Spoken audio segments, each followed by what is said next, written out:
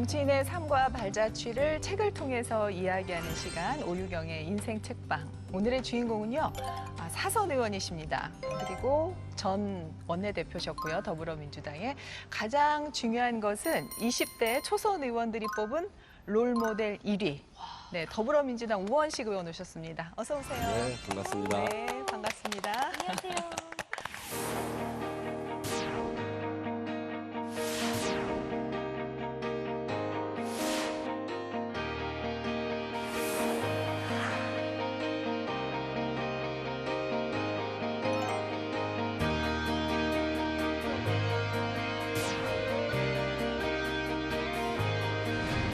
먹고 빽없는 약자들 편에 서서 그들의 눈물을 닦아주고 삶의 고통을 해결해 주는 것.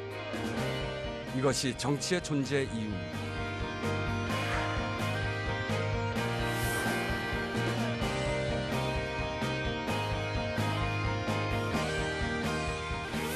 아니, 근데 의원님이 너무 네. 웃음도 소탈하시고, 네, 네. 그리고 저는 사실 사진에서 뵙기로는 네. 조금 무섭겠다. 예, 이렇게 좀 약간 교감 선생님 느낌이 있더라고요. 네. 그래서 살짝 좀 이렇게 마음을 좀 이렇게 긴장을 하고 왔는데, 네. 너무 그냥 옆집 오빠 느낌 나요. 아니, 근데 뭐 교장 아니고 교감은 또 뭐예요? 교장 선생님이라기에는 권위가 조금 그렇게 막 세 보이진 않아가지고. 네. 정치하기 전에 무슨 이러저런 활동을 했는데 네. 아직도 나한테 제일 마음에 드는 명칭이 청년 활동가예요.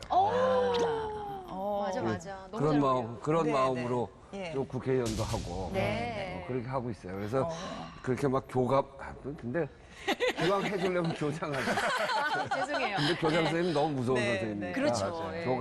교감 선생님 좋은데 네. 뭐 예. 아니 담임 선생님 하는 게 제일 좋아요. 이 담임 선생님보다도 지금 예. 그냥 옆집 오빠 같은 느낌이에요. 의원님 여기에 휘말리시면 한동안 이 얘기만 하다가 끝나니까. 저는 아까도 우리 오유경 MC님께서 말씀을 주셨지만 20대 국회 초선들이 의정활동 롤모델로 삼고 싶은 국회의원 1위에 선정이 되셨더라고요. 예, 이건 보통 일 아니죠. 그러니까 예. 그 남다른 의미를 갖고 계실 것 같고 더욱더 그리한 게 2위는 공동 5명이래요. 나 2위까지 안 찾아봤는데. 내가 이렇게 찾아봤더니 그렇더라고요. 오. 그러니까 더욱더 대단한 거예요. 어. 그래서 우원식 의원님 진짜 꼭 만나보고 싶다는 생각이 이렇게 조사를 예. 하면서도 들었는데 맞아요. 그거 말고도 상도 되게 많이 타셨더라고요. 사실 초선 의원은 가장 국회의원으로서 열정도 많고 막 순수하고 막 이런 분들인데 그분들이 보기에 롤모델 1위라면은 그래서 이제 제가 예. 오늘 들고 나온 책이 스티글리츠 교수의 불평등의 대가거든요. 네. 20대에서 초선 의원들이 좋게 평가한 거는 네. 제가 이제 들어오기는 17대 들어왔다가 18대 떨어지고 19대 다시 들어와 있는데 또 17대 때는 제가 환경운동을 해서 우리나라 5개 강을 발원지부터 하구까지 다 걸었어요.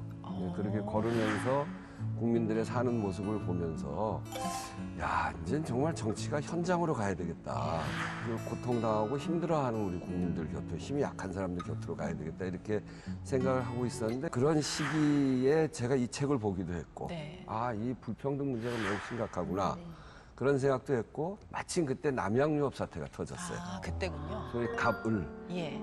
그래서 아, 우리의 현장은 을의 현장이구나. 을이 눈물 흘리는 곳. 근데 을은 갑을 계약서에 나오는 을인데 불공정 계약 때문에 발생하거든요. 그러니까 네. 억울한 꼴을 너무 많이 당하는 네. 거지. 일한 만큼의 대가도 제대로 못 받고 그런 불공정 때문에 신음하고 있는 우리 국민들이 지금 우리 사회의 을이구나. 그 생각과 스티글리츠 교수의 이 불평등의 문제. 예. 이게 딱 맞았어요. 눈물 흘리는 을 곁으로 가자. 그래서 을을 지키는 위원회를 만들었어요. 그게 을지로위원회예요. 네네. 을을 지키는 길. 길이 한자로 하면 로잖아요. 을지로가 네, 되네요. 그리고 을을 지키는 법을 만들자. 법이 영어로 로우잖아요. 그렇죠. 그래서 을지로. 그리고 장명가세요. 을을 지키는 노력을 하자. 네. 이것도 을지로고. 그래서 그런 뜻을 담는 을지로위원회를 만들어서 전 옛날에 뭐 상도동, 동교동 뭐 이런 거 같은 건 줄 알았는데 그게 아니었네. 네, 그렇게 하니까 또 어떤 사람들이 아니 그럼 종로위원회는 어디가 있는 거야? 그러니까. 또 예. 어떤 제 을지로위원회 이렇게 썼더니 예. 아니 우원식이 노원 버리고 을지로로 오는 거야? 그렇죠. 근데 그게 아니었어요. 그런 얘기도 하고. 아. 그런데 이제 하여튼 그런 뜻으로 제가 이제 처음 만들어서 3년 동안 현장에 가고 좌담회, 기자회견, 토론회 한 거 다 합치니까 한 1000회쯤 한 것 같아요. 네. 그리고 해결된 것도 꽤 네. 많고 정말 힘이 약한 사람들한테 무기가 되는 정치, 네.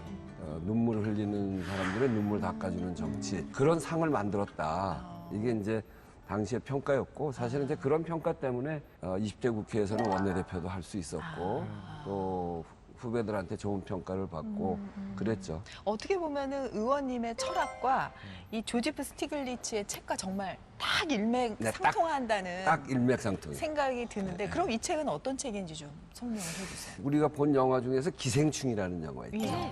아주 잘 사는 분의 이제 아주 어렵게 사는 사람이 이렇게 기생한다고 네. 그런 뜻인데 네. 우리 사회의 빈부격차를 그린 영화잖아요. 아카데미상을 받았어요. 그렇죠.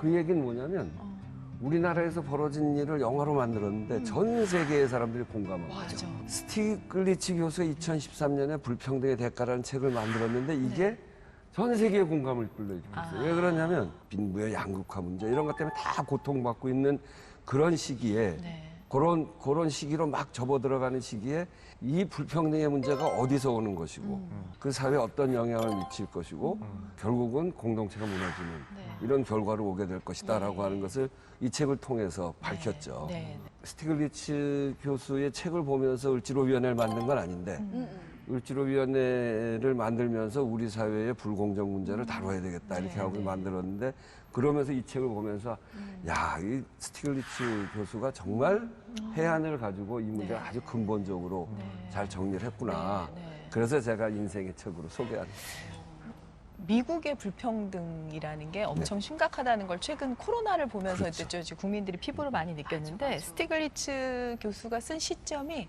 그 2007년에 금융위기 서브프라임 네, 모기지를 통해서 시장에 어떤 문제점이 막 발생을 하고 그거를 수습하는 과정에서 실망들을 많이 하면서 책 쓴 시점도 아마 그때 약간 동기부여를 더 받지 않으셨을까? 그렇죠. 금융회사들의 부도덕성 네. 이런 게 드러나서 그렇죠. 2011년에 월가 시위가 벌어지잖아요. 그러니까요. 미국에서 네. 굉장했지 않습니까? 네, 네. 월가 시위를 거치면서 이게 결국은 신자유주의의 문제고 불공정, 불평등의 네. 문제다. 네.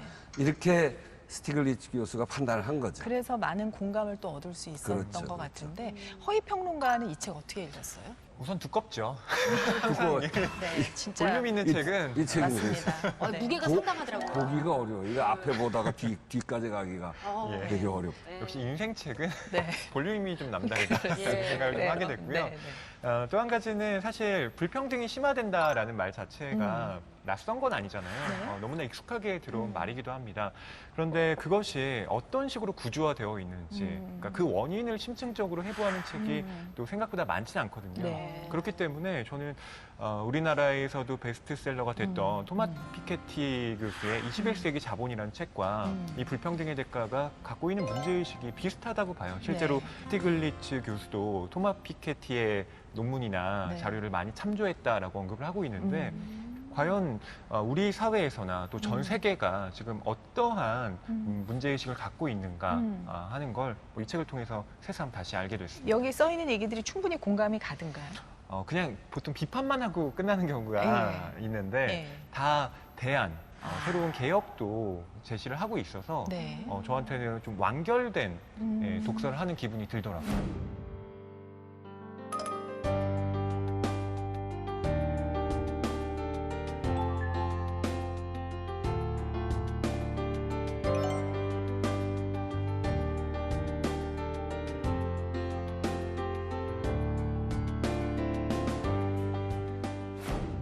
그 스티글리츠 교수에 대해서 자세히 설명해 네, 주시면 2001년에 노벨 경제학상을 받았습니다. 사실은 뭐 이걸로 다 끝났죠. 근데 그렇죠. 뭐 노벨 경제학상 네. 이라는 아무나 게 뭘 더, 봤으니까. 뭐. 네. 그러니까 공부를 많이 하신 분인데 네. 학계에만 있던 것이 아니라 현실 그 경제 정책 결정에도 참여를 했습니다. 예. 클린턴 행정부에서도 일을 했는데요. 나중에는 이제 세계은행 수석 부총재로 임명이 돼서 네. 여러 가지 행정 일을 또 맡게 됩니다. 어. 근데 이분이 좀 소신이 있나 봐요. 예. 그래서 세계은행이라고 하면 사실 미국의 입김이 세거든요. 네. 그래서 그 미국의 뜻에 좀 많이 따라야 되는데 네. 내가 이거 좀 일해보니까 오히려 이게 후진국의 그 경제 성장을 가로막고 그리고 뭐 다른 어떤 금리 정책 같은 게 너무 선진국 위주로 되어 있다. 뭐 이런 발언을 막 하다 보니까 나중에는 밀려나게 됩니다. 네, 네. 그래서 최근에 코로나19 사태와 관련해서는 백신 풀을 만들어야 한다라는 얘기를 해요. 그러니까 백신을 한 국가가 독점하는 것이 아니라 여러 그 공조를 통해서 이것 자체를 전 세계인이 공유할 수 있는 네. 그런 시스템을 마련해야 한다라고 또 언급을 하기도 했습니다. 이분도 항상 을의 입장에서 서서 네. 세상을 보는 분이군요. 그러네요. 네. 먼저 이렇게 다가가려고 하고. 근데 저는 진짜 깜짝 놀랐던 게 사실 되게 약간 뭔가 평등할 것 같고 미국에 대한 약간 동경 아닌 동경이 제가 있었는데 우리나라에서는 심지어 검사도 막 무료로 할 수 있는데 그쪽은 그렇지 않았잖아요. 스티글리츠 교수도 그런 걸 지적을 하는데 네. 그 월가 시위가 있었던 2011년에 비해서 지금 미국을 보면 미국의 1%가 되려면 6억쯤 그 소득을 해야 돼. 1년에. 1년에. 네, 1년에. 2011년에 비해서 지금까지를 보면 0.1%는 한 35% 소득이 올라요. 0.01%는 38%쯤 올라.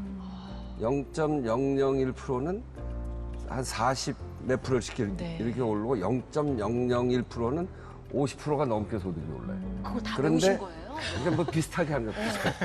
그런데 50%까지는 한 20%가 오르고 50% 이하는 마이너스. 그러니까 빈부격차 훨씬 커지는 거예요. 그러네. 그게 이제 미국만 그런 게 아니고 우리나라 역시 똑같아요. 우리나라도 지금 1% 하려면 한 4억쯤 돼야 되거든요. 그런데 중위소득이 2,300만 원이란 말이에요. 가운데 딱 자르면 소득이 2,300만 원. 그러니까 중위소득하고 1%하고 차이가 17배. 그뿐만이 아니라 내가 이것도 하나 가져왔는데. 와, 이거 하나 가져. 인생 책방 네. 역사상 이렇게 또 준비해 주시는 그러니까. 건 이제 처음이십니다. 대기업 정규직을 100으로 본다면 네. 대기업 비정규직은 65%고 중소기업 정규직은 54%고 중소기업 비정규직은 40.3%예요. 그러니까 대기업 정규직이 많이 받는다는 게 아니라 예. 여기하고 중소기업 비정규직을 비교하면 40%밖에 안 되는 거예요. 그러니까 이런 소득의 불공정 이게 우리 사회에 이미 굉장한 것이고 또 대기업이 우리 전체 기업의 0.3%거든요. 0.3%가 전체 소득의 61%를 차지해요. 그리고 99%의 중소기업이 25%를 차지하고. 그러니까 의원님이 지적하신 것처럼 상위 1%와 뭐 중위, 하위 계층의 이게 불평등이 미국뿐만 아니라 이제 우리나라도 굉장히 높다는 원래 심각하죠. 말씀이신데, 자 보죠. 스티글리츠 교수가 지적한 이 책의 화두를 보겠습니다. 지금 말씀하신 것처럼 1%의 나라. 상위 1%. 사실 미국이라는 나라에 대해서 우리가 아메리칸 드림이라는 게 다 있었고 기회의 땅이라는 게 모두 뭐 똑똑한 사람이든 네. 돈 있는 사람이든 가난한 사람이든 미국으로 몰려가게 했는데 이 책에 보면은 그 허울이 좀 벗겨지는 느낌이에요. 그렇죠. 그래서 불평등이 심화되니까 사실 기회도 없어지고 있는 게 아닌가. 가장 중요한 건 교육 아니겠어요? 교육 투자. 교육이 사실은 신분 상승의 사다리가 돼야 네. 되는 거죠.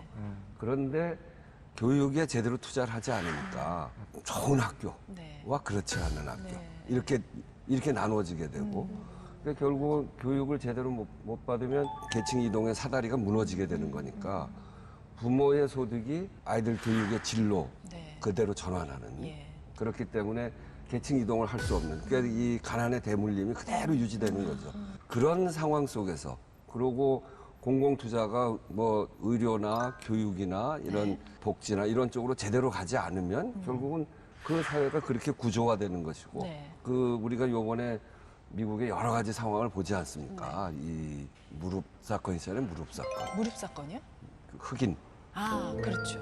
예, 무릎으로 목을 네. 인종차별이나 이런 것들이 아직도 아주 극심한 네. 그런 것이고 그 과정에서 이제 힘이 약한 사람, 어려운 사람들에 대한 사회 투자가 제대로 일어나고 있지 않는 거죠. 네. 1%의 기득권을 중심으로 사회가 유지돼 가고 있고 그런 것들이 사회를 분열시키고 네. 사회의 갈등을 야기시키고 예. 결국 미국도 이 문제를 해결하지 않으면 미국이라고 하는 체제가 그렇게 오래 갈 수 있는 체제가 아니다. 스티글리츠 교수가 근본적인 그 불평등의 네. 기제로 얘기를 한 것은 바로 정치 시스템입니다. 음. 그러니까 이 정치라고 하는 것이 모든 국민에게 분배되는 형태가 아니라 네. 특정 그룹, 특히 상위 1%의 사람들에게 어떤 혜택을 주는 방식으로 여러 가지 뭐 세금이라든가 경제들이 그런 식으로 구축이 된다는 거예요. 그래서 이 책 불평등의 대가가 불평등이라고 하는 게 그냥 경제적인 문제 아닌가라고 피상적으로 접근하던 사람들에게 아니야, 그게 아니라 그 근본의 원인은 정치에 있어. 라고 얘기하는 거예요. 네, 그래서 저는 의원님이 이 책을 들고 나오신다고 했을 때, 예. 그것 때문이었구나라는 네. 생각을 하게 되더라고요. 그 의원님, 예. 이제 1%의 이득을 몰아주는 문제는 정치죠. 그런데 이제 방식은 지대 추구 이렇게 네. 이야기를 맞아요. 해요. 굉장히 중요한 그게 용어더라고요. 네네. 지대추구라는 거. 부를 창출한 대가로 수익을 내는 것이 아니라 창출된 부 가운데 상대적으로 많은 몫을 아무런 대가도 치르지 않고 차지하는 행위를 지대추구라고 부른다. 지대라는 용어는 원래 토지로 인한 수익을 이르는 말이었다. 토지 소유자는 자신이 한 일이 아니라 토지에 대한 소유권을 가지고 있다는 사실 때문에 보상을 받는다. 이는 독점 이윤 혹은 독점지대를 포함하는 개념으로 확장되어 독점권으로 가지고 있다는 사실 때문에 얻는 소득을 의미하게 되었다. 현대적인 경제에서는 여러 가지 형태의 지대 추구가 존재한다. 첫 번째 형태는 석유나 광물 같은 국가 자산을 공정한 시장 가격 이하로 장악하는 방식이다. 두 번째 형태의 지대 추구는 정반대로 정부의 물건을 팔면서 시장 가격 이상을 받아 챙기는 방식이다. 특히 정부 물자 조달권을 독점해서 이익을 추구하는데 제약산업과 방위산업은 이런 형태의 지대 추구에 능숙하다. 사실 이제 미국 예를 우리가 이 책에서는 많이 들었는데 네. 한국도 그 정도의 불평등도가 있다고 생각을 하시는 거고. 그렇죠. 뭐 코로나를 거치면서 모두가 다 어렵긴 합니다만 네. 600만 자영업이라고 그러거든요. 600만 자영업의 상태는 3분의 2가 100만 원 이하의 수입이에요. 말이 자영업자지. 말이 자영업이지. 예. 그러니까 그만큼 이게 심각해져 있는 겁니다. 네. 중소기업 아까 우리가 표로도 봤지만 99%의 중소기업이 23%의 전체 소득을 가져가는 거예요. 그러니까 중소기업이 살 수가 없는 거죠. 하도급대금 공정화에 관한 법, 뭐 기술 탈취를 못하게 하는 법, 이렇게 중소기업의 권한을 제대로 지켜주는 법을 만들어야 돼요. 네. 자영업도 대형마트와 복합 쇼핑몰만 사는 게 아니라 재래시장도 살고 골목 상권이 살 수 있도록 그렇게 만들어줘야 돼요. 그러니까 그 성장률을 많이 얘기하죠. 몇 프로 성장했다. 근데 그러면 국민의 삶이 몇 프로 올라갔냐? 그건 아니란 말이에요. 경제 규모가 커질수록 성장률은 별거 아니에요. 네. 결국은 성장의 내용이 뭐냐? 그렇죠. 누가 성장하냐? 네. 뭐 GDP 지수를 이제 없애야 된다라는 네. 말도 있잖아요. 네. 국민 행복 지수. 누가 좋아졌나? 예. 이렇게 성장의 질. 그게 제일 중요한 거거든요. 네. 그런 점에서 우리는 그 부분이 굉장히 관리가 안 됐어요. 미국도 관리가 안 됐지만 이 성장의 성과가 1%에게 집중되고 있고 나머지 사람들은 소외돼 있고 이거를 제대로 바꾸려면 예. 지금 국회에 사실은 굉장히 많은 경제민주화 법들이 나와 있습니다. 네. 상가임대차보호법, 대리점 공정화에 관한 법, 가맹점 공정화에 관한 법, 유통산업발전법 이런 법들을 통과시켜서 네. 정말 현장에서 일하는 중소기업과 자영업의 권리를 보장해줘야 돼. 자, 일한 만큼 대가를 받을 수 있도록 해줘야 됩니다. 네. 중산층이 무너진 사회는 사회 자체가 무너지게 됩니다. 그리고 이제 여기서 또 하나 지적한 게 아마 낙수 경제 이론에 대해서 지적을 했죠. 네. 예. 그러니까 낙수경제 이론이라고 하는 건 바로 스티글리츠 교수가 주장하는 네. 불평등의 어떤 그 평등화로 만들기 위해서는 여러 가지 정부의 개입이라든가 개혁이 필요하다. 네. 근데 반대론자들은 아니다. 상위 1%들에게 어떤 부를 몰아주면 자연스럽게 그 부가 아래로 내려올 것이다. 네, 네. 이른바 물이 고이면 예. 자연스럽게 아래로 떨어지는 거야. 그게 바로 낙수효과 이론이라는 거죠. 이건 오랜 논쟁거리 아닙니까? 낙수 경제가 맞다, 분수 경제가 많다, 네. 파이를 크게 만들어야 된다, 네, 뭐 이런 논리가 많이 나오는데 여기 이제 낙수 경제에 대해서 좀 지적을 했더라고요. 그렇죠. 제가 이명박 대통령 때 낙수 효과 얘기를 많이 했잖아요. 네. 그 낙수 효과가 정말 이루어졌냐, 중소기업이 더 나아졌나 전혀 아니거든요. 대기업들이 이게 돈이 많아지면 그걸 현금화하고 네. 갖고 있든지 부동산에다 예. 투자하고 예. 그래서 부동산 값이 올라가고 이런 과정을 통해서 이게 낙수가 아니라 오히려 근로, 지대를 통해서 더 부가 강화되는 이렇게 되면서 오히려 비정규직이 훨씬 많아지고 중소기업이 훨씬 더 어려워지고. 그러니까 이제 그게 아까 얘기했지만 기생충이라는 영화가 나왔는데 전 세계가 공감해서 아카데미상 주는 이유는 바로 낙수 효과라고 하는 것을 미국에서부터 시작해서 신자유주의가 확 확산되고 세계화가 되면서 우리는 IMF 때 그걸 겪게 되는데 그러면서 이 양극화가 심각해지면서 전 세계 지금 그런 상태로 가 있는 거죠. 그러고 보니까 기생충에서 그 낙수 효과로 그 조금 떨어지는 거를 먹고 사는 하층민의 비참한 얘기네요. 그러죠. 그러지. 지금 보니까. 그거거든. 그러니까 2015년에 세계은행에서 낙수 효과는 실패했다 이렇게 선언합니다. 더불어민주당 같은 경우에 좀 분수 효과를 쓰지 않았습니까? 반대로 소득 주도가 그렇죠, 분수 그렇죠. 효과를 전 기본은 맞다고 생각해요. 기본은 맞는데 이를테면 순서를 조금 바꿨으면 훨씬 뭐랄까 사회의 저항이랄까 부정적인 영향이랄까 좀 덜했을 거예요. 이를테면 중소기업과 자영업의 소득을 올려주는 일을 먼저 했어야 되는 거죠. 하도급 대금 공정화에 관한 법. 중소기업이 일한 만큼 대가를 받을 수 있도록. 그래서 대기업에서 일방적으로 가져가든 불공정하게 가져가든 걸 못하게 하는 법을 만들어서 하고 상가임대차 보호법을 제대로 만들어서 그 임차인의 권리를 더 높여주고 계약갱신 청구권은 5년이었는데 10년으로 늘리고 그래서 인테리어하고 들어가서 10년 일할 수 있도록 그렇게 만들어주고 그랬거든요. 네. 장사가 조금 잘 되면 주인들이 내쫓아 버리니까 권리금 안 주고 내쫓아 버리니까 카드 수수료가 차지하는 비중이 굉장히 커요. 네. 근데 그것도 굉장히 설명하면 굉장히 길어서 그것도 불공정하게 돼 있기 때문에 카드 수수료도 많이 낮췄죠. 네. 그러고 대기업이 기술 탈취를 못하도록 하는 이런 걸 좀 더 강화해서 중소기업과 또 자영업, 경세 상인들의 소득을 늘려주는 속에서 최저임금을 올렸으면 그 충격이 좀 덜했을 텐데 사실은 이거를 올리려고 제가 하는 을지로위원회 중심으로 해서 민주당이 국회에다 법안을 내고 굉장히 노력을 했는데 안 돼요. 그 막는 사람들이 있잖아요. 그리고 법이 하나도 통과가 안 돼. 그래갖고 다 막혔어요. 그중에 일부만 통과돼. 그때 원내대표 하셨으니 고생 좀 많이 하시겠네요. 그런데 이걸 계속 미룰 네. 수가 없으니까 소득주도 성장해서 가계 소득을 올려주는 것이 우리 경제를 살릴 수 있다고 해서 소득주도 성장을 통해서 복지제도도 늘리고 최저임금도 올리고 이런 걸 했는데 그러다 보면 최저임금 올리다 보니까 그게 중소기업과 자영업에 부담이 돼서 충돌이 있었죠. 근데 저는 근본적으로는 그런 방향으로 가야 된다. 방향이 맞는데 정책을 조금 세련되게 할 수 있었겠다라는 네, 네. 생각이 있으시고 이 얘기를 너무 길게 하면요. 네, 재미없어. 우리 박슬기 씨가 힘들어합니다. 아니요, 그래서 아니요. 저 조금 지금 너무 좀 감명 깊게 든 거지. 감명 깊게? 네, 왜냐면 저는 그냥 국회의원분들은 우리 국민들이 조금 약간 뭐 부족한 것들, 삶을 살면서 네. 그런 것들에 대해서 조금 더 나은 방향으로 가기 위해서 그냥 예. 법안 발의해주고. 그냥 저는 그 정도로 생각했는데 이렇게 불평등을 위해서 이렇게 고군분투하시는 줄은 사실 저는 몰랐어요. 그랬어요. 그래서 좀 많이 감명 깊게 지금 듣고 있습니다. 근데 의원님에 대해서 굉장히 관심을 많이 가지시니까 좀 네. 개인사를 조금 들어가 볼까요? 너무 궁금해요.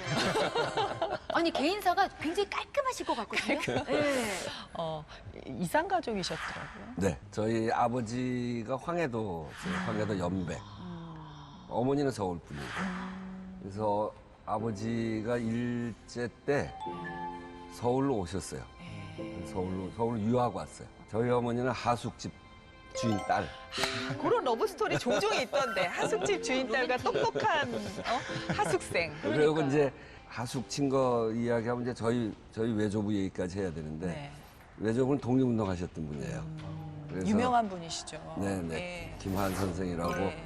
임시정부 법무국 비서국장하고 대단한. 의열단이 돼서 여기 와서 종로경찰서 폭탄 김상옥 사건을 폭탄 대준 혐의로 감옥 살고 흐르는 혈통이 다르시더라고요. 그러게요. 그러고 이제 네. 신간에 대표하시다가 예. 저 쫓겨가지고 연해조를 가셨는데 그러니까 이제 집은 있는데 소득이 하나도 없고 이제 집이 다 망해가니까 그래서 이제 하숙을 쳤죠 하숙. 그래서 하숙을 응. 하신 거고. 그래서 거기서 이제 만나서 제가 9번째고요. 예. 형제 중에 9번째. 금술도 좋으셨네요. 6.25 때까지 6명을 낳았어요. 오. 6.25가 나오고 그러니까 이게 이제 피신 다녀야 되잖아요. 그러니까 애들 다 다닐 수가 없어서 어린애 셋은 그 직접 이제 했고 예. 좀 큰 애들 셋을 예. 아버지 고향으로 보냈어요. 거기 할머니 할아버지가 계시니까. 그게 이상가족. 근데 이제 일사후퇴 때 큰형은 15살이 되는 해여서 일사후퇴 하면서 혹시 이제 끌려갈지 모른다. 그래갖고 내려왔고 누님 둘이 10살, 8살이었는데 아직 어리니까 괜찮다 그래서 거기다 두고 왔는데 그게 이제 아이고. 휴전선으로 끊겨가지고 이상가족이 됐죠. 그 이상가족 상봉도 그래도 한 번 네, 하셨다고. 2010년에 어떠셨어요? 그거 얘기하면 하루쯤 얘기해야 됩니다. 네, 하여튼 하늘 다 녹일 만한 기쁨이 있었고 그날 하루 그 만남에 2박 3일, 2박 2박 3일 3일. 동안 네. 와 정말 중요한. 그리고 뼈가 끊길 듯한 고통도 있었고 북한 사람들이 버스 타고 가고 여기서 손 흔들잖아요. 그거 했는데 그리고 이제 우리도 남쪽으로 내려오기 위해서 차를 탔는데 진짜로 이게 마음이 아픈 게 아니고 이런 관절들이 다 아프더라고요. 아이고.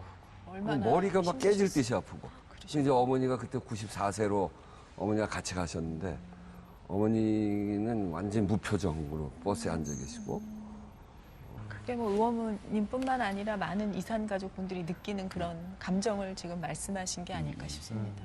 근데 의원님은 진짜 외할아버지를 닮으셨나 봐요. 학생 운동 하다가 또 네. 고초도 많이 당하셨다고. 네. 할아버지는 김상옥 사건 때 들어가서 구형을 5년 받았는데 네. 최후 진술을 아주 세게 동아일보 이렇게 요지가 나왔는데 네. 최후 진술을 하고 7년 받았어요.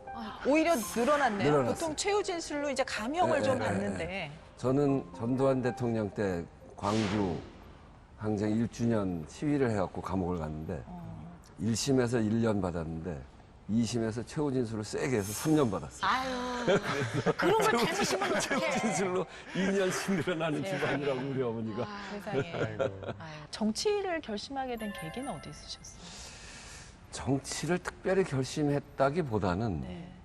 그게 이제 운명이 아닌가 싶어요. 우리가 6월 항쟁이라는 게 있어요. 예. 전두환 대통령 말에 대통령을 체육관에서 뽑았거든요. 그걸 직선제로 하자. 그랬었죠. 그래갖고 학생들 민주화 운동하면서 예. 다 들고 일어났죠.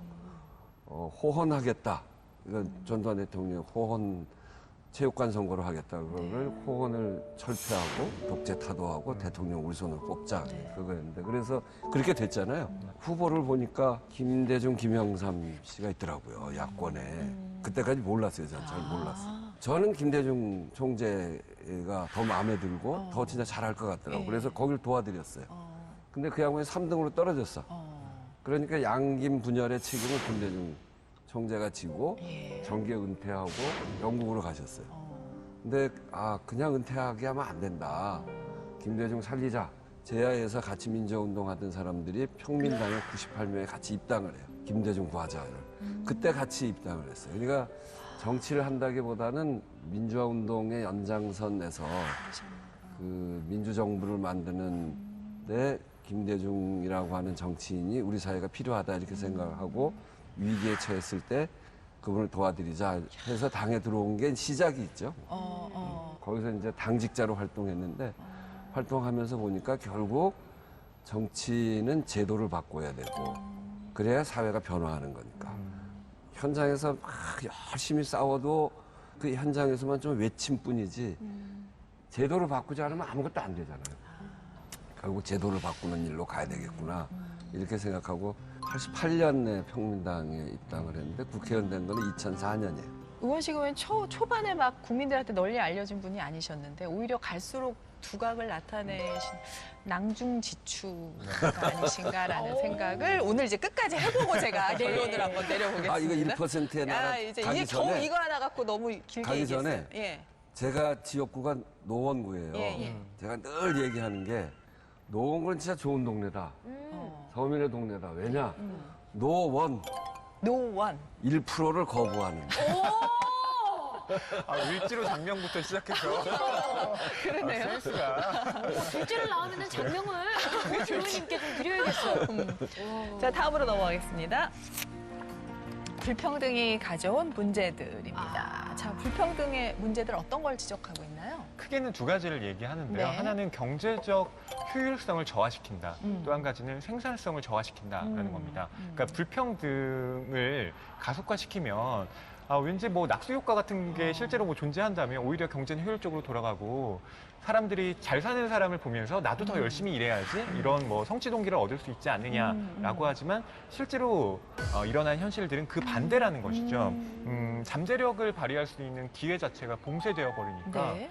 뭐 계층 이동이라고 하는 건 예. 기대도 못한다라는 거고 또 공정한 대우를 받지 못한다는 의식에 대해서 상당히 많은 얘기를 합니다. 우리 청년들이 어디를 제일 가고 싶어하냐. 공무원 제일 되고 싶어 하고 공무원. 이제 의사, 대기업 의사, 검사. 전문직, 예. 전문직. 변호사, 그렇죠, 전문직. 그렇죠. 사회가 제대로 잘 움직이려면, 효율성을 높이려면 사회의 모든 직업들이 다 필요한 직업들이거든요. 예. 그런데 여기에 나락으로 떨어지면 살아나올 수가 없어. 그러니까 많은 젊은이들이 돈 많이 벌고 안정적인데. 이를테면 중소기업의 기술 개발하는 쪽으로 많이 가야 된단 말이에요. 그렇죠. 그래서 맞아요. 그래야 중소기업이 탄탄해지고 혹시 살아나지. 또 기술 개발이 이루어지기 때문에 네, 중소기업이 탄탄한 나라가 발전하는 나라예요. 네. 근데 우리는 기술 탈취해버리고 하도 대금 잘 안 주고 그러니까 중소기업 들어가는 거랑 아주 그냥 꽝으로 생각해. 그렇죠. 거기 가려고 하지 않아. 어떻게든지 해가지고 대기업으로만 가려고. 그게 장가 갈 때 조금 장가갈 때 유리하고. 도움이 되고. 그게 우리나라뿐 아니라 미국도 마찬가지예요. 네. 미국도 얘기하면 사회보험이나 의료보험이나 교육이 제대로 안 되니까 이게 격차가 크니까 돈 많이 버는 쪽 미국은 금융회사 쪽에 돈 많이. 네. 그러니까 사회 총력이 금융회사 쪽으로 가는 거예요. 네. 사회가 효율적으로 배분이 안 돼. 네. 이 불공정, 불평등이 낳는 사회의 가장 효율을 해치는 문제예요. 네. 우리 젊은이들 사이에 이생망 그런 거 있잖아요. 이번 생은 망했다. 이번 맞아요, 생은 맞아요. 망했다. 젊은 망하고 말고. 그게 이제 아주 좁은 문을 향해서 다 경쟁하다 보니까 좋은 사람들이 이쪽으로 가면 중소기업의 기술 개발하면 되는 사람들이 다 변호사, 의사 되려고 노력한단 말이에요. 네. 그거 안 되면 망했다 이렇게 생각해요. 이게 사회를 얼마나 비효율적으로 만드냐. 사실 우리가 알고 있기로는 시장은 생산성과 효율성이 장점인데 사실은 시장은 생산성과 효율성이 아니라 이 불평등을 진짜 심화시키는 방향으로 간다. 더군다나 정책이 잘못되면서 더 심화된다. 그렇죠. 뭐 이제 이런 얘기입니다. 하나 더 가겠습니다. 결국 그래서 스티글리츠가 얘기하는 거는 정책이다. 정책의 문제다라는 건데요. 개혁은 당연히 금융 부문에서부터 시작되어야 한다.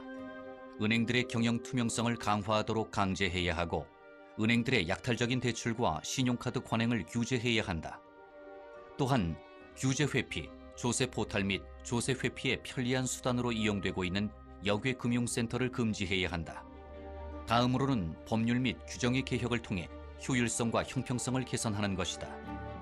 특히 중요한 것은 독점금지법과 기업 지배구조 및 파산 관련 법률들이다. 독점 시장과 불완전 경쟁 시장은 지대를 창출하는 주요 원천이다. 경쟁 우위를 기반으로 형성되는 높은 가격은 경제를 왜곡시킬 우려가 있기 때문에 기업의 독점금지법이 마련돼야 한다. 또한 기업 지배구조의 개선을 통해 최고 경영자들의 권력을 제한해서 기업 자원의 상당 부분이 그들의 개인적인 수익으로 전용되는 것을 막아야 한다. 경영진이 별다른 경영 실적을 올리지 않고도 기업 자원의 상당 부분을 공짜로 차지하고 있음을 확인할 수 있는 회계 규정 마련이 필요하다. 또한 주주들에게 경영진들의 보수 결정권을 부여하는 법률이 제정되면 상황은 크게 달라질 것이다.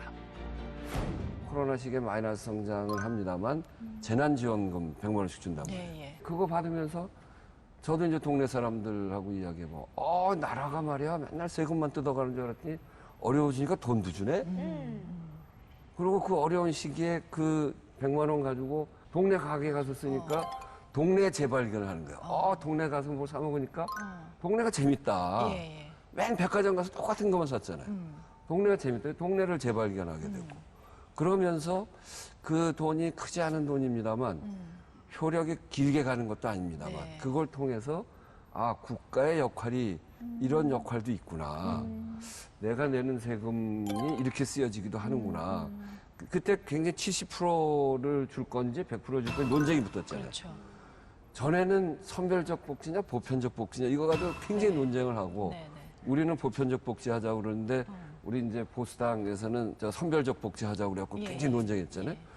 요번에 그래서 급한데 재난지원금을 안 주는 시기를 늦추면 안 된다 그래가지고 70% 그러니까 선별적 지원으로 했더니 오히려 미래통합당에서 왜 그러냐 100% 주자. 그러니까 우리는 뭐 오케이. 우리 뭐 100% 주고 싶었는데 그거 갖고 문제가 될까봐 70% 했는데 100% 하자니까 오케이. 동네로 가니까 70%만 주니까요. 70% 선에 걸려 있는 사람들 그 위에 있는 그래, 사람. 맞아. 세금은 우리가 다 내는데 왜 우리는 지원을 못 받냐 그래, 억울하다. 맞아. 이 얘기를 엄청나게 했단 말이에요. 맞아요. 그러니까 예. 이렇게 해주면 우린 저 연말에 소득공제 때 좀 더 가져가도 되고 더 내야지. 다시 회수할 수 있는 방법 얼마든지 있는데 왜 받을 때 못 받게 하냐. 우리는 뭐 우리 국민 아니냐. 그래서 네. 그 보편적으로 할 거냐 선별적으로 할 거냐 문제가 한 단계 확 넘어가 버렸어요. 그랬어요. 네. 예. 그러니까 정부의 정책이라는 그런 건데 성장률이 떨어지는 시기에 정책을 그렇게 쓰니까 국민들이 국가에 대한 인식도 새롭게 하는 거예요. 네, 맞습니다. 그러니까 그게 그래서 정치고 정책이고 네. 그런 거죠. 그래서 네. 요번 그걸 보면서 결국은 문제는 정책이다, 정책이다. 정치다. 사실 이런 식으로 진짜 이 피부에 와닿는 정책들이 만들어지는 게 중요한 것 같아요. 네. 제가 사실 160일 된 아기를 키우고 있습니다, 의원님. 근데 그 아기가 이제 조금씩 커나가는 걸 보니까 얘한테 조금 더 살기 좋은데 살게 하고 싶고 더 좋은 교육을 받게 하고 싶어서 좋은 학교를 또 막 검색하고 찾게 되고 저도 모르게 그렇게 되는 거예요. 근데 이 교육과 취업을 위한 이 정책들이 좀 이렇게 실질적으로 좀 마련이 돼야 되는 게 아닌가. 재난지원금 받은 거 네. 어디다 쓰셨어요? 저 진짜 전통시장 가가지고 닭강정 사 먹고 과일 사 먹고 너무 맛있게 그랬어요? 요긴하게 썼어요. 네. 우리 허위평론가는 요긴하게 썼어요? 네, 저도 뭐 집 주변에 전통시장. 전통시장. 너무 좋더라고요. 너무 그러셨구나. 네, 잘 다들 썼습니다. 행복해하는데 아니 사실은 이제 앞으로 이제 기본소득 논쟁이 좀 논쟁의 중심으로 들어올 것 같은데 뭐 의원님 생각은 어떠세요? 저는 이제 그거하고 전 국민 고용보험제 네, 네. 이 두 가지가 마치 대립되는 것 같이들 보는데 저는 그건 대립되는 건 아니다 이렇게 생각해요. 선후의 문제는 있다고 생각해요. 취약계층 보호를 위해서는 전 국민 고용보험제를 더 강화해야 된다 이렇게 생각하고요. 그래서 고용보험에서 소외돼 있는 사람들, 이때는 특수고용 노동자 뭐 이런 사람들이 있거든요. 자기가 사장이 되는 사람들이 있어. 그런 사람들 사실상 노동자이면서 회사에 전속돼 있으면서 고용보험도 가입을 못하고 PL보험 자기 혼자 다 져야 되는 그런 골프장 캐디, 뭐 학습지 교사 뭐 이런 분들이 있단 말이에요. 그런 사람들도 고용보험이 돼서 보호받을 수 있도록 더 강화하는데 일테면 기본소득은 이런 거죠. 요번에 재난지원금이 기본소득적 성격을 갖는 거예요. 전 국민에게 똑같이 주는 거니까. 근데 우리 재원을 글로 다 쓰면 고용보험, 복지를 강화하는 건 안 된단 말이에요. 근데 4차 산업혁명을 거치면서 4차 산업혁명의 가치를 만들어내는 가장 중심이 어디냐면 빅데이터예요. 빅데이터를 만드는 거. 그건 모든 국민들이 자기 데이터를 넣어서 만들어지는 거예요. 네. 그러니까 데이터의 소유권은 모든 국민들한테 있는 거예요. 네. 그러니까 그건 공유재산이란 말이에요. 그렇죠. 그거 가지고 특정 회사에서 잘 활용해서 가치를 낸다. 그러면 국민들한테 돌려줘야 돼. 토지. 그것도 제한된 땅이기 때문에 누구 소유인 것 같지만 그 국민들의 공통의 소유란 말이에요. 네. 토지 때문에 발생하는 이런 것들 가지고 기본소득을 만들어갈 수 있죠. 그래서 저는 그런 점에서 공유 재산이라고 할 수 있는 것들을 잘 찾아내고 그거 가지고 향후에 기본소득 쪽으로 방향은 또 가야 된다 이렇게 생각합니다. 근데요 부동산 어떻게 해요? 계속 좀 올라서 그러게. 그 정책을 불평등 문제하고 예. 다 있는데. 이게 지대 추구하고 굉장히 맞닿아 있는 게 그렇죠. 부동산이거든요. 이제 이 부동산 값이 올라가면 불공정이 네. 더 강화되는 네, 거예요. 네. 지대가 한쪽으로 더 몰려가게 되는 네, 거예요. 네. 그런데 이것도 역시 사회 전체의 부가 한쪽으로 쏠려 있는 게 가장 큰 문제인 겁니다. 이게. 그러니까 돈이 있는데 가치를 생산해낼 만한 데는 투자할 데는 없고. 그러니까 이게 다 부동산으로 간다고. 그러니까 온갖 정책을 해도 그걸 비집고 부동산 투기를 하게 되는 거죠. 그러니까 맞아. 정책은 계속 그걸 뒤쫓아가는 것이고 결국은 부동산을 갖는 것이 손해다. 이런 정책을 쓸 수밖에 없는 거죠. 저는 보유세를 아주 강하게 도입해야 된다고 생각해요. 많이 알겠습니다. 보유하는 것이 득이 안 되는 사회가 돼야.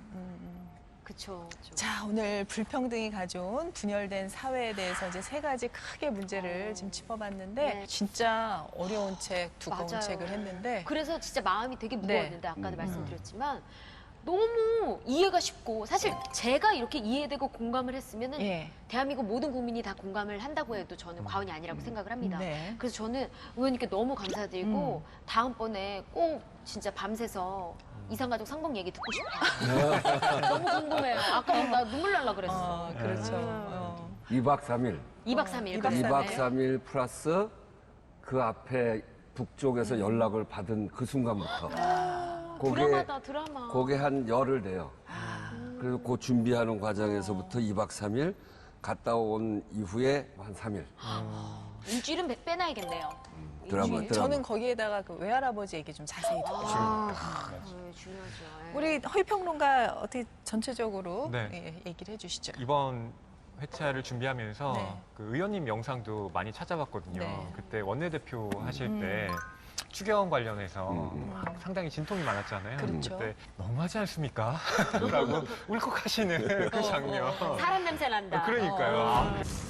어떻게든지 정부가 좀 국민들한테 안정적으로 갈 수 있도록 하기 위해서 그렇게 해왔는데 자유한국당이 너무하지 않습니까? 정말 그 진정성이 느껴지는 그 한마디와 요즘에 황석영 작가가 철도원 3대라는 소설을 냈거든요. 예. 근데 그게 노동자에 관련된 얘기예요. 일제강점기부터 현재에 이르는 고공농성을 하고 있는 그 노동의 문제를 얘기하고 있는데 그 책에 이런 구절이 있어요. 같이 좀 살자 이것들아 라고. 그래서 그 너무하지 않습니까? 그 같이 좀 살자. 라는 말이 계속 저한테는 좀 오버랩이 되면서 이번 책을 좀 읽게 됐고요. 네.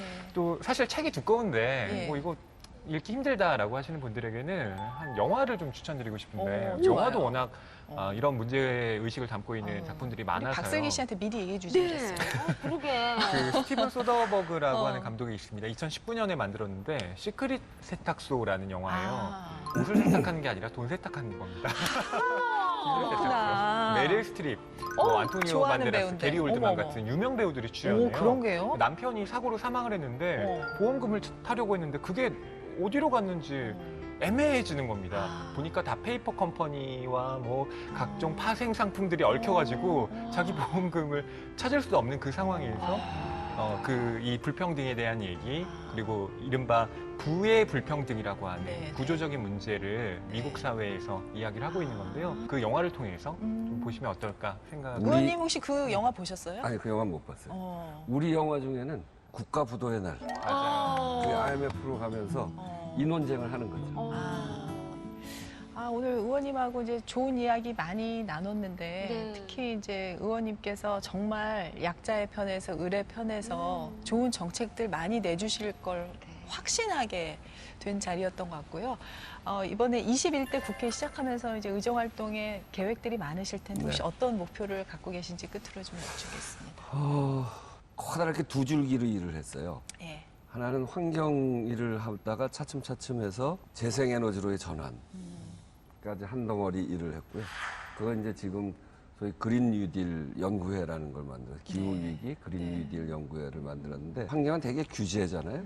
그리고 거기 이제 원전이 위험하다. 그래서 원전으로부터 벗어나서 재생에너지로 쓰자, 에너지 전환하자 이렇게 얘기를 했는데 이번에는 이산화탄소 배출을 2050년까지 우리 사회에서 제로로 하려면 산업 구조를 다 바꿔야 된다. 이제 거기는 새로운 성장 동력이에요. 그래서 저 건물도 그린 리모델링해서 바꿔야 되고 또 에너지도 바꾸고 그것이 산업에 미치는 영향 또 전 세계가 기후 위기로 들어가면서 이렇게 산업을 다 바꾸기를 요구하고 있기 때문에 그렇게 하지 않으면 우리는 굉장히 어려움에 처할 수 있기 때문에 그래서 그거를 하는가 한 덩어리.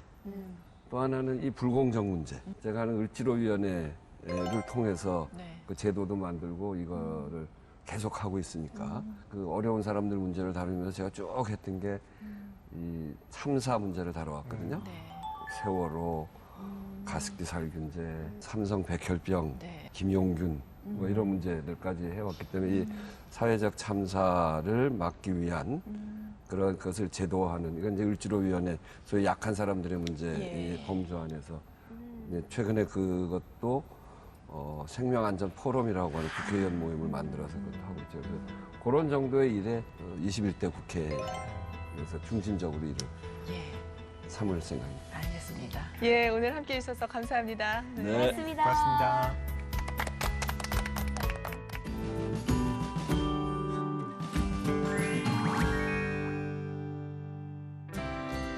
안녕하세요. 맹수지입니다.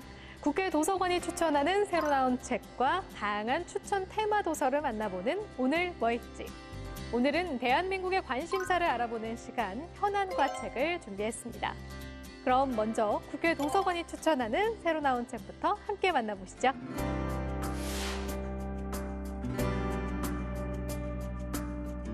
우리 시대 대표 인문서 유홍준 교수의 나해 문화유산 답사기가 실크로드 대장정을 마쳤습니다. 먼 옛날 동서양을 이어주던 교역로 실크로드. 중국 시안에서 타클라마칸 사막을 건너 시리아에 이르기까지 총 6,400km 길이의 길인데요. 3편에서는 실크로드의 정수나 다름없는 신장웨이 우월 자치구 오아시스 도시들과 타클라마칸 사막을 본격적으로 탐방합니다. 서유기의 배경인 화염산을 등지고 수려하게 펼쳐진 베제클리크 석굴, 화려한 불교 미술 작품을 만날 수 있는 신장 최대 규모의 키질 석굴 등 환상적인 풍광과 다채로운 이야기 속으로 떠나보시죠. 조선 최고의 고전으로 꼽히는 열하일기. 조선 후기의 실학자 연암 박지원이 세계적인 대제국으로 성장한 청나라의 실상을 직접 목격하고 이를 생생하게 기록한 책인데요. 열하일기 입문자를 위한 친절한 해설서가 나왔습니다. 저자는 연암 박지원이 여행길에서 만난 새로운 장소와 장면을 어떤 자세와 감수성으로 대하고 있는지 주목하면서 독자들에게 작은 것도 다르게 보는 연암의 시선을 따라가 보라고 조언합니다. SNS나 카페 게시판에 게시물을 올린 뒤에 조회수가 얼마나 됐는지, 좋아요가 얼마나 쌓였는지 계속해서 확인해 보신 경험 있으신가요? 책 인정받고 싶은 마음은 오랜 시간 인간 심리를 연구해온 일본의 조직학자 오타 하지메 교수가 20년간의 실증 연구를 바탕으로 인정 욕구 중독에 대해 진단한 책인데요. 실적 부진에 따른 스트레스로 과로사와 자살에 몰리는 사람부터 자신의 존재감을 과시하기 위해 묻지마 살인을 저지르는 사람까지 과도한 인정 욕구에 사로잡힌 사람들의 사례를 소개하며 무의식적으로 생기는 인정 욕구에 대한 강박이 얼마나 위험한지 밝히고 있습니다. 현대사회의 성과주의를 비판한 피로사회의 저자 한병철 교수가 새 책으로 돌아왔습니다. 신작 폭력의 위상학에서 저자는 현대인의 긍정적인 모습 뒤에 숨어있는 폭력을 날카롭게 분석하는데요. 오늘날의 성과 사회는 긍정성 과잉으로 인한 자기 착취의 사회라고 단정하면서 긍정성의 폭력이 우울증과 같은 심리적 질병을 양산하며 좌절과 분노를 안기고 있다고 전하는데요. 많은 발전을 이뤘지만 정신과 마음은 피폐해진 이 사회에 묵직한 메시지를 전하는 책입니다. 다음은 책을 통해 대한민국의 관심사를 알아보는 시간, 현안과 책입니다.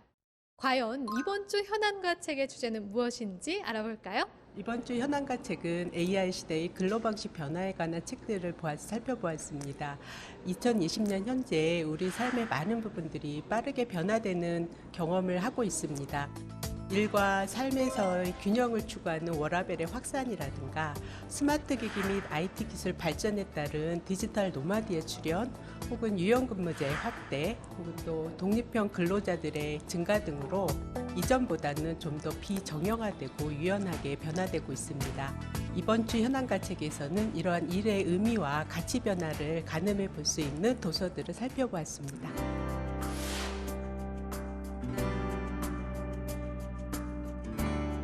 최근 프리랜서, 독립계약자, 임시직 등 대안적 근로 형태를 일컫는 긱경제가 가파르게 성장하고 있습니다. 책 직장이 없는 시대가 온다는 이 긱경제의 위험성과 가능성을 조망하고 있습니다.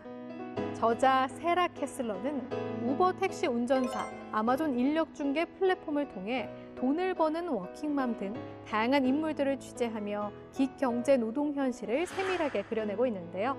그러면서 기경제의 양면성을 언급합니다.